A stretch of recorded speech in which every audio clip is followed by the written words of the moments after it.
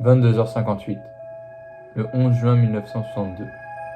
Sur l'île d'Alcatraz, 3 prisonniers gonflent leur radeau de fortune et se préparent à la plus grande évasion jamais connue.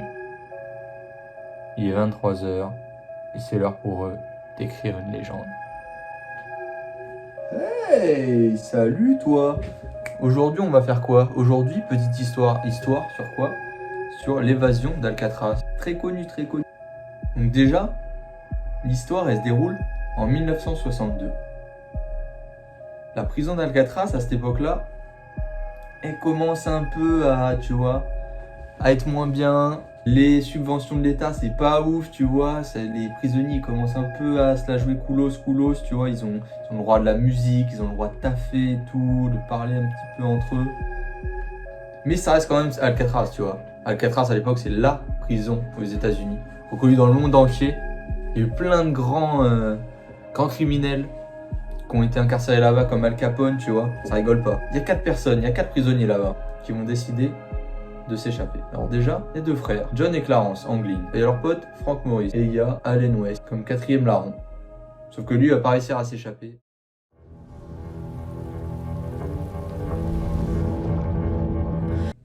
La prison d'Alcatraz, elle est réputée hyper sécurisée. C'est impossible de s'y échapper. Déjà, c'est une île.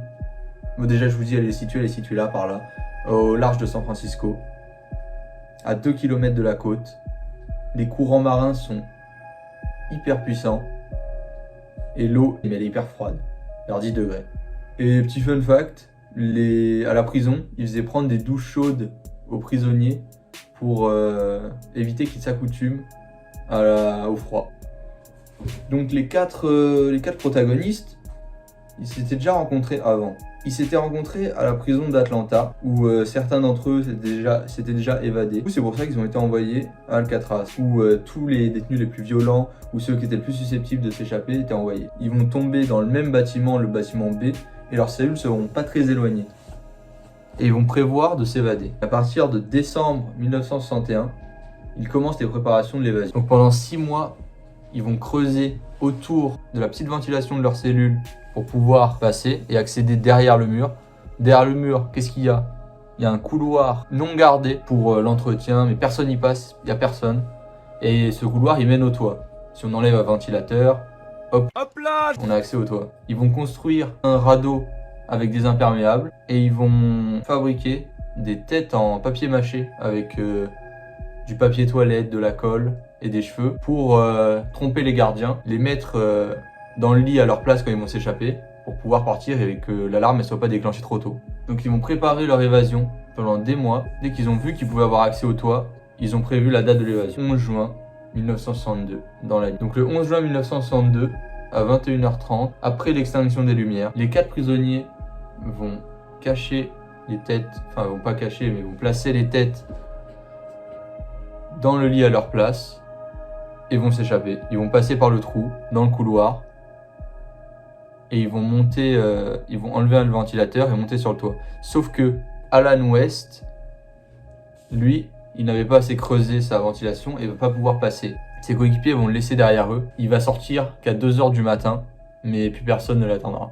Alors que les 3 autres, ils vont parcourir 30 mètres sur le toit en esquivant les projecteurs. Ils vont descendre 15 mètres le long de la tuyauterie. Ils vont escalader un grillage en barbelé de 4,5 mètres et vont se retrouver au nord de l'île, sur la rive. Là, ils vont gonfler leur bateau avec une pompe artisanale qu'ils avaient fait avec un accordéon. Ils ont fabriqué également des pagaies en bois. Et à 23h, heure officielle sur la déclaration de police, ils s'échappent. Et depuis, nous n'avons plus de nouvelles. Plus aucune nouvelle des 3 prisonniers. Donc évidemment, le lendemain matin, les gardiens ils se rendent bien compte que les têtes elles bougent pas. Donc ils sonnent l'alerte à 7h. À 8h, il y a un signalement dans toute la région pour retrouver les fuyards. Mais aucune nouvelle d'eux. On retrouve personne. Aucun signalement de vol ou d'agression. Dans les 12 jours qu'on suivi l'évasion, ils se sont volatilisés. Donc pour les autorités, c'est impossible qu'ils aient survécu. sans nourriture, sans argent, sans vêtements, parce qu'ils sont habillés, ils ont les vêtements de prisonniers quoi. C'est impossible qu'ils aient survécu et ils sont déclarés morts. L'affaire est classée. Mais en 2013, ce qui va relancer l'affaire, c'est une lettre de John Anglin qu'il va envoyer à la police, qui va dire qu'il a l'évasion a réussi, qu'il a survécu.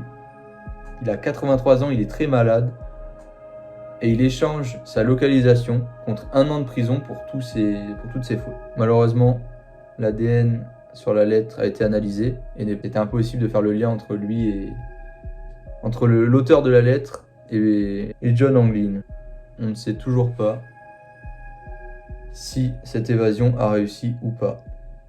Sachant que dans la nuit du 11 juin 1962, la marée était haute, les courants particulièrement forts et il y a très peu de chances qu'ils aient pu survivre. Un corps a été retrouvé le 17 juin 1962 dans la baie de San Francisco, mais il était inidentifiable. Bon bah j'espère que cette histoire t'a plu, hein. N'hésite pas à t'abonner mon gars. Puis à plus tard dans une autre vidéo.